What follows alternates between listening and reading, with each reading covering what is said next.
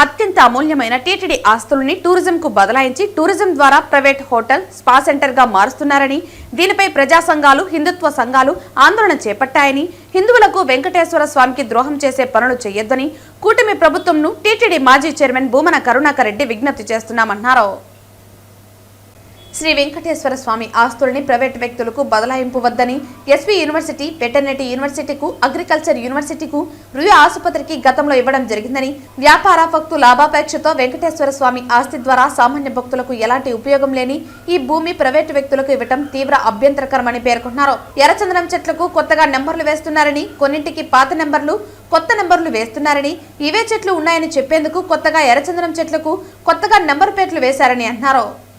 ఎర్రచందనం లేదని చెప్పే ప్రయత్నంలో భాగంగానే ఎర్రచందనం చెట్లకు కొత్తగా నెంబర్లు వేస్తున్నారని, ఎర్రచందనం చెట్లకు పాత నెంబర్ 1623 ఉంటే కొత్తగా 613 నెంబర్ వేశారని, ఈ మధ్యలో ఉన్న చెట్లు ఏమయ్యాయని ప్రశ్నించారు. ఏపీ ప్రజలకు డిప్యూటీ సీఎం పవన్ కళ్యాణ్ రాష్ట్ర ప్రజలకు క్షమాపణలు చెప్పాలని, నాకు తెలియకుండానే ఎర్రచందనం కొట్టివేశారని ముందుగా ప్రజలకు క్షమాపణలు చెప్పాలని అన్నారు. టీటీడీ పవిత్ర స్థలాన్ని 7 స్టార్ హోటల్ వాళ్లకు ఇవ్వడం ప్రమాదకర సంకేతంగా మారుతుందని, దీనివల్ల అన్ని దేవాలయాలు, సింహాచలం, విజయవాడ, కనకదుర్గ ఆస్తులు కూడా ప్రైవేటు పరం చేసే ఆలోచన లేకపోలేదన్నారు. ఒక 4 రోజుల ముందు నేను ఈ ప్రాంతానికి వచ్చినప్పుడు ఈ ఎర్రచందనం దొంగలన్నీ కూడా తీసివేసి కూకటి వేళ్లతో పెకలించి వేసి నన్ను చూసి ఆ తర్వాత పారిపోవటం జరిగింది. అంటే అర్థమైంది, నన్ను చూసి ఎందుకు పారిపోయినారు? ఇక్కడ చాలా స్పష్టంగా కనపడుతోంది. ఆ ముందరున్నటువంటి స్థలంలో ఎక్కడ ఎర్రచందనం దొంగలు కనపడటంలా. నేను వచ్చి వెళ్ళిన తర్వాత, నిలిపేసిన తర్వాత వరకు ఈ ప్రాంతం అంతా కూడా ఎర్రచందనం దొంగలు కనపడుతున్నాయి. అంటే సుమారుగా ఎర్రచందనం చెట్లనంతా కూడా తీసేసినారు. వాళ్ళ చర్యను సమర్థించుకోవటానికి ఎర్రచందనం దొంగల్ని తీయలేదు, మొక్కల్ని తీయలేదు మేము, వృక్షాలని అని చెప్పడానికి ఇప్పుడు కొత్తగా నంబర్ ప్లేట్లు వేస్తున్నారు. యాదృచ్ఛికంగా నేను ఇప్పుడు మళ్ళీ వచ్చిన అంతా ఇంకా నంబర్లు రాయలా, కొన్నింటికి రాసినారు. తమాషగా ఒక చెట్టుకు 2 నెంబర్లు ఉన్నాయి, పాత నెంబర్లు ఉన్నటువంటివి పోయినాయి కాబట్టి ఒకటి దొరికిపోయినారు. మళ్ళీ ఒకే చెట్టుకు 2 నెంబర్లు ఉన్నాయి.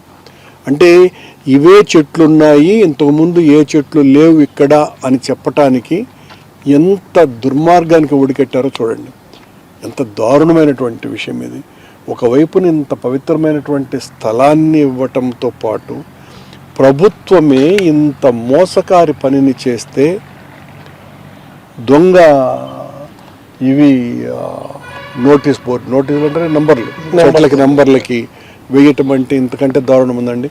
ఇక్కడ ఏ చెట్టుకు నంబర్ లేదు చూడండి, ఉన్నది పెరికేసినారు, కొత్తగా ఒట్టి వేశారు. ఇక్కడ ఏం నెంబర్లు లేవు. ఇలాగే మొత్తం అన్ని చెట్లకి అదే పరిస్థితి ఉన్నది. ఏం అవసరం వచ్చింది?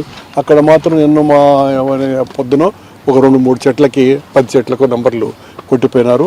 అందులోనూ కూడా ఒక చెట్టుకు 2 నంబర్లు ఉన్నాయి, అది కూడా మీకు చూపిస్తాను. ఇది ప్రభుత్వం ఒకవైపున చేస్తున్నటువంటి మోసకారి టక్కరితనం ఒకవైపున, మరోవైపున అత్యంత పవిత్రమైనటువంటి స్థలం ఇది. ఈ స్థలాన్ని ప్రైవేట్ హోటల్కి ఇవ్వటాన్ని చంద్రబాబు నాయుడు గారు నిర్ణయం తీసుకోవటం అన్నది అత్యంత దారుణమైనటువంటి విషయం. దీన్ని ఎట్టి పరిస్థితుల్లోనూ మేము న్యాయరీత్యా కూడా వ్యతిరేకించక తప్పదు.